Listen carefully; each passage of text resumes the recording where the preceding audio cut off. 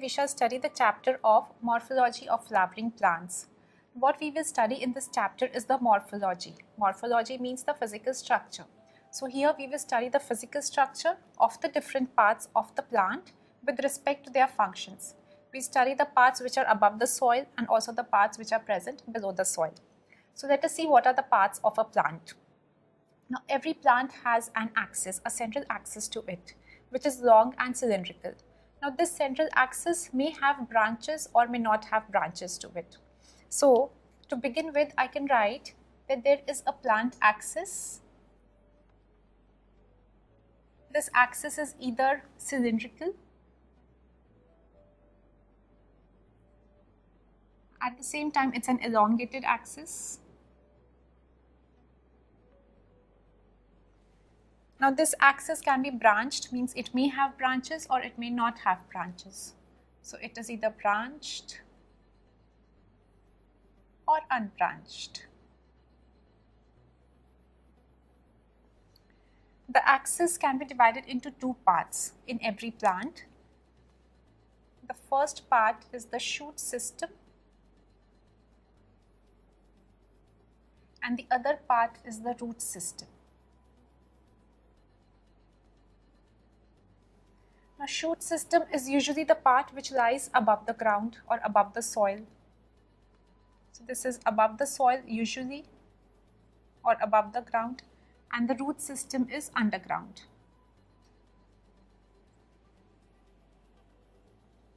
The shoot system is the part which develops from the plumule of the embryo. So this develops from plumule and this develops from the radicle. Here the shoot is usually greenish in color and the root system is brownish in color with some exceptions, very few exceptions. So this is brownish. Now what are the parts of the shoot system and the root system? So the parts which are above the ground are the stem and its branches. Then there are leaves, there are flowers, fruits, seeds. So these all comprise the shoot system. The root system is comprised by only the roots and its branches.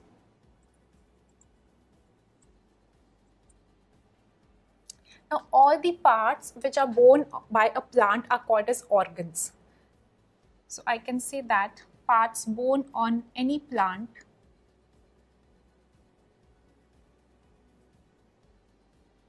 are called as organs of the plant. Now this word, the organs in plants, can be of two types. There can be two types of organs in plants, one being vegetative and the other being reproductive. So we have vegetative organs in a plant and we have reproductive organs.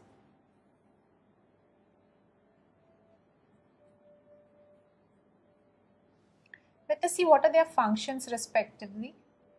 Now, vegetative organs will include, again, it will include the stem, the leaves. So what is the function of these parts? They help in the growth of the plant and maintenance of the plant and its development. So they help growth of the plant, further development of the plant, and they help in maintenance of the plant. And the functions of the reproductive organs is again producing a new plant. So they help to produce a new plant. And if I were to give example of vegetative organs, it would be the stem, the leaves, roots, nodes and internodes. These are all vegetative parts. Reproductive parts would be the flower, fruit, and the seeds, which help. These are basically the parts which help in further propagation for a new plant to grow. Now this was about the parts of a plant. Now let us see what are the flowering plants. We have seen that there are plants called as angiosperms. So let us talk about angiosperms. Here we will talk about angiosperms in this chapter. Now angiosperms are the plants which are fruit bearing. Before fruit, I'll say they are flower bearing plants. Then they are fruit bearing and seed bearing. So they are basically flower, fruit and seed bearing plants. Now angiosperms, if we go back to classification and evolution of the plant kingdom, we know that angiosperms are of the highest order in terms of evolution. They are the most evolved plants. So now we will see how the angiosperms are classified. What are the types of angiosperms? Now this classification is again on 4 bases. The first basis of classification is on the number of cotyledons that the angiosperm has. So now on the basis of number of cotyledons,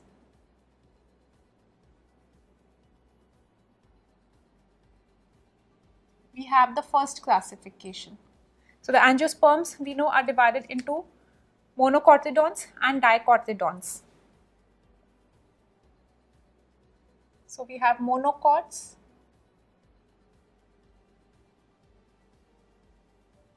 and we have dicots or dicotyledons. Monocots have 1 cotyledon and dicots have 2 cotyledons.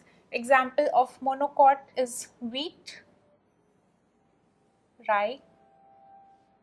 In dicots we have examples like pea, sunflower.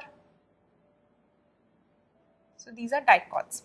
Another basis of classification is on the basis of the habitat. So second is on basis of habitat. Here they are divided into land conquerors and water conquerors. So land conquerors are the terrestrial plants.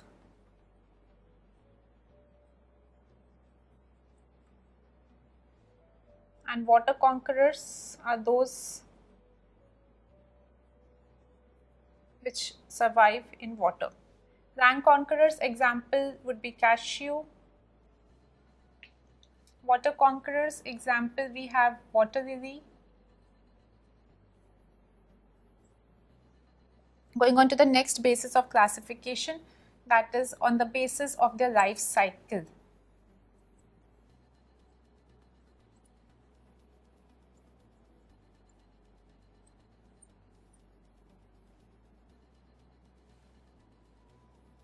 So now on the basis of life cycle, we have 4 types of angiosperms. The first is called as ephemeral.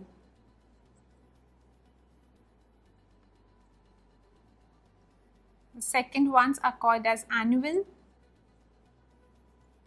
Third is biennial. And fourth are called as perennial angiosperms. Now let us see what is the duration of their life cycle.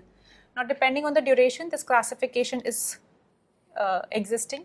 Ephemeral are those angiosperms which have a life cycle that gets completed within 4 to 6 weeks. So they have a life cycle of around 4 to 6 weeks. Annual are the plants which have a life cycle between 6 to 12 months. So they complete their life cycle in 6 to 12 months.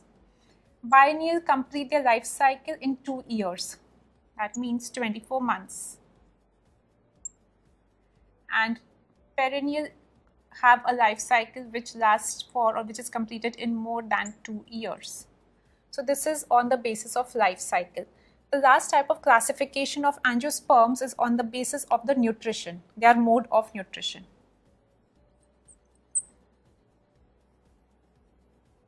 So on the basis of their mode of nutrition, angiosperms are divided into autotrophs and heterotrophs.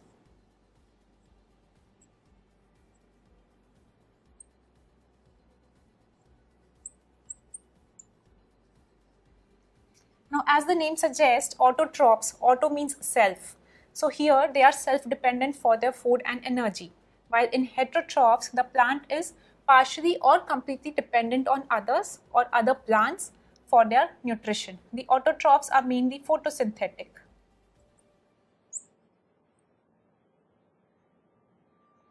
And heterotrophs, as I said, depend on other plants or other hosts for their nutrition and energy, and so as their glucose. So this was the basis of division of angiosperms. In the beginning, we saw what are the parts of a plant: the shoot system and the root system. The shoot is the one which develops from the plumule, root system develops from the radicle.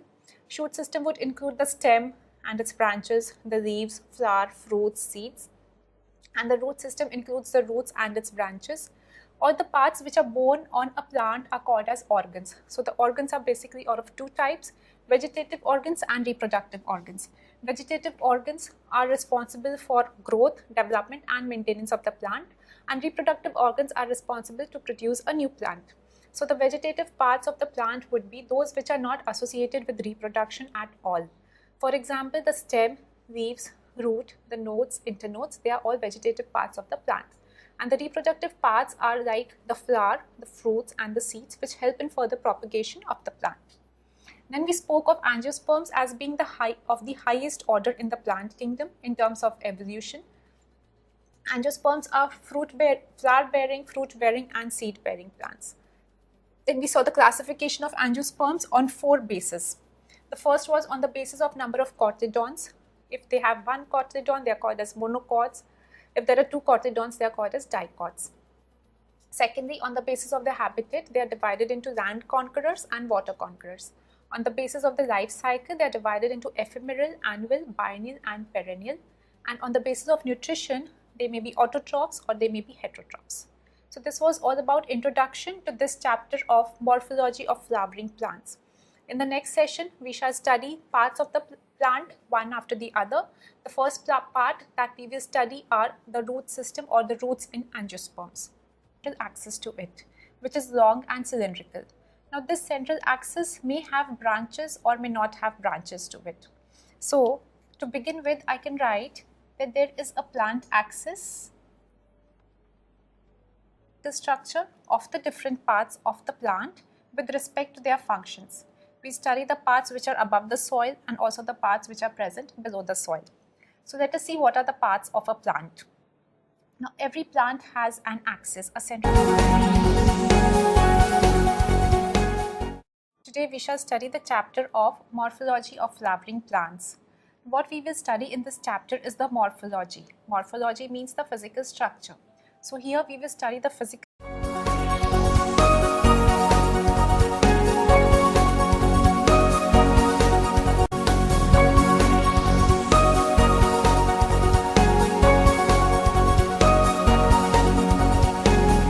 This axis is either cylindrical,